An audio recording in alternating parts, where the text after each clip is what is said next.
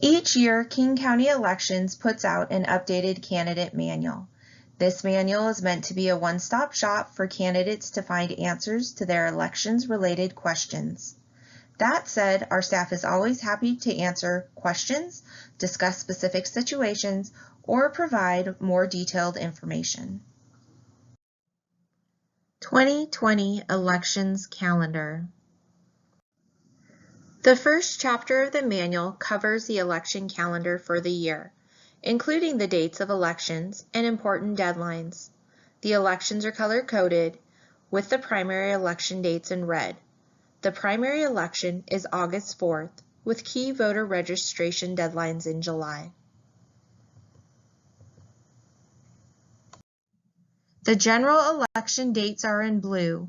The general election is November 3rd, with key voter registration deadlines happening in October.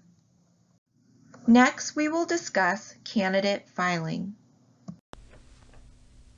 The offices subject to election is a list of all offices up for election this year. In addition to the offices, the list also includes the current office holder, the filing fee amount, where to file your declaration of candidacy, and voters pamphlet word limits. This document is available on the Running for Office page on our website. To become a candidate, you must do the following. You must complete and file a declaration of candidacy, possess the qualifications specified by law required for the office, and lastly, be a registered voter in the district represented by the office. In an effort to slow the spread of COVID-19, for the safety of our staff and customers, we are asking that everyone who is able to file online do so. If you don't have internet access or are unable to pay with a credit or debit card online, then please contact the office. Candidate filing is May 11th through 15th this year.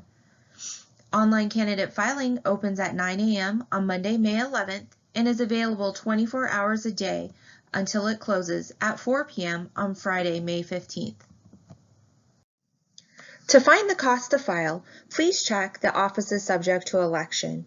If there's a filing fee, this is where you'll find it.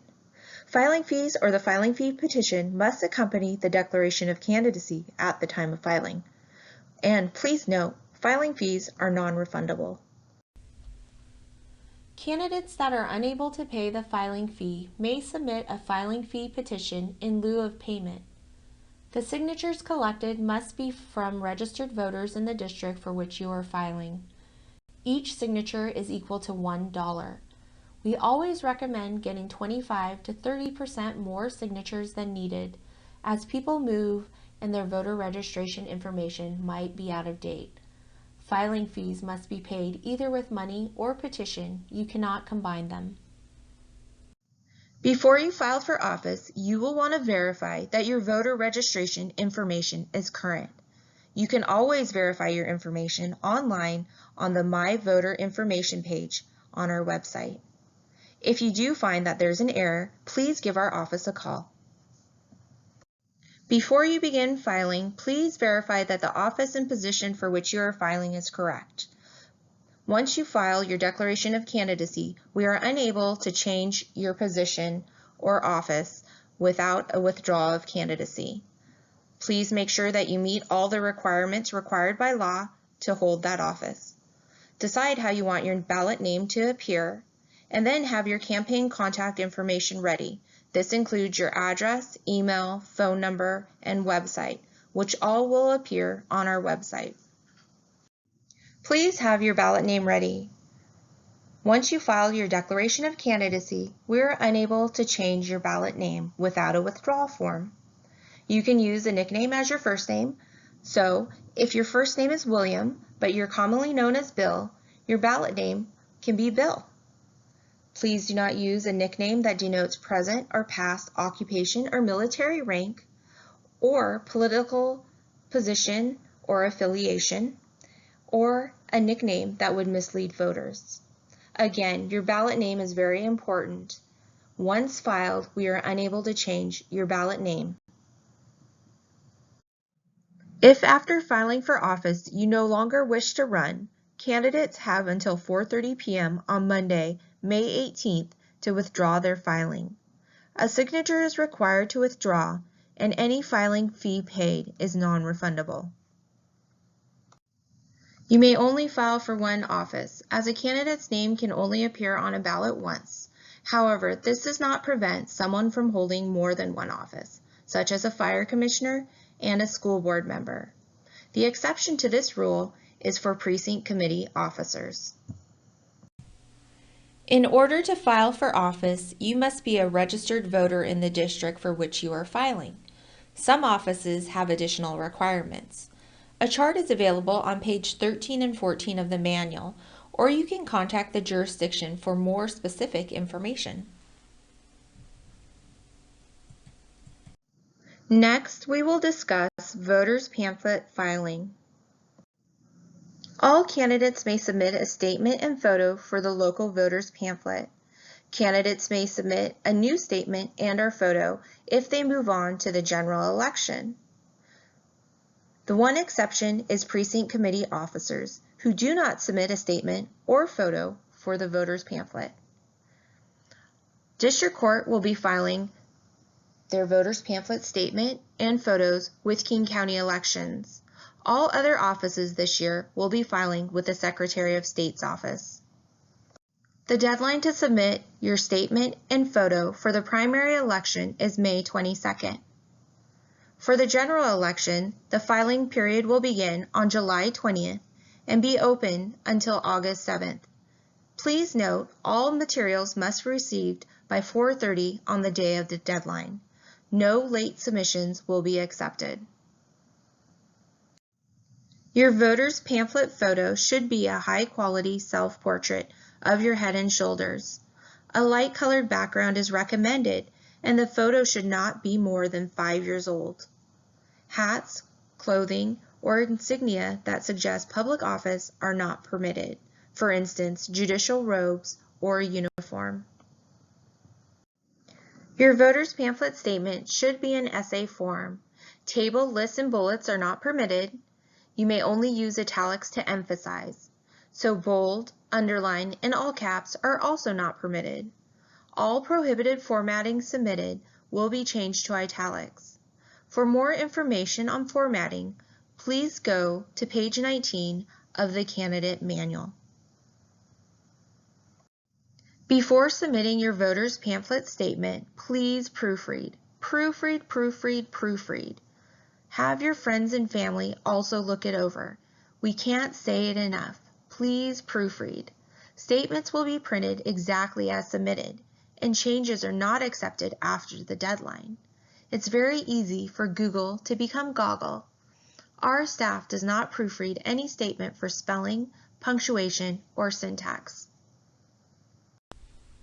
Campaign contributions. For any questions for campaign finance matters, contact the Public Disclosure Commission directly. Candidates do not need to send copies of their financial forms to the Elections Office. Ballot order.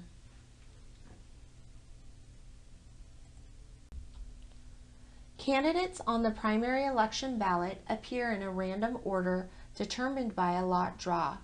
The two candidates receiving the most votes move on to the general election.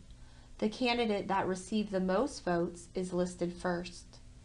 If the race did not appear on the primary election ballot, then the candidates will appear in random lot draw order on the general election ballot. Data request.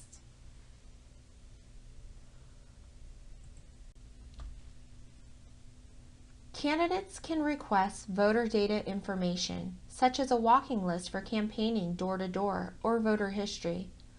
This data may only be used for political purposes, and there is no charge for requests filed electronically. The voter data request form is available on the elections website. During an election, a list of voters that have returned their ballot is available daily. This file can be matched up to a voter data request. Candidates and campaigns can also request a list of voters that have a signature challenge on their ballot. Voters are able to clear up this challenge before the election is certified. Voter registration. Candidates may hold a voter registration drive. There are tips for holding a successful drive on page 27 of the manual. Please note, all collected voter registration forms must be submitted to the elections office within 5 business days. Campaign signs. The elections office has no role in the regulation of campaign signs. Signs placed within city limits must follow municipal rules. Signs placed in unincorporated King County must follow the Department of Transportation rules. Additional information is in Chapter 9 of the manual. Observing elections. King County Elections welcomes you to observe the elections process. Come down to Renton and tour our public viewing loop on the ballot processing floor, which is open during business hours with extended hours on election days. Also, live election cams stream online when election is in process. Lastly, take a video tour of elections. For questions, you can reach us by calling 206-296-1565 or by emailing us at election.services@kingcounty.gov.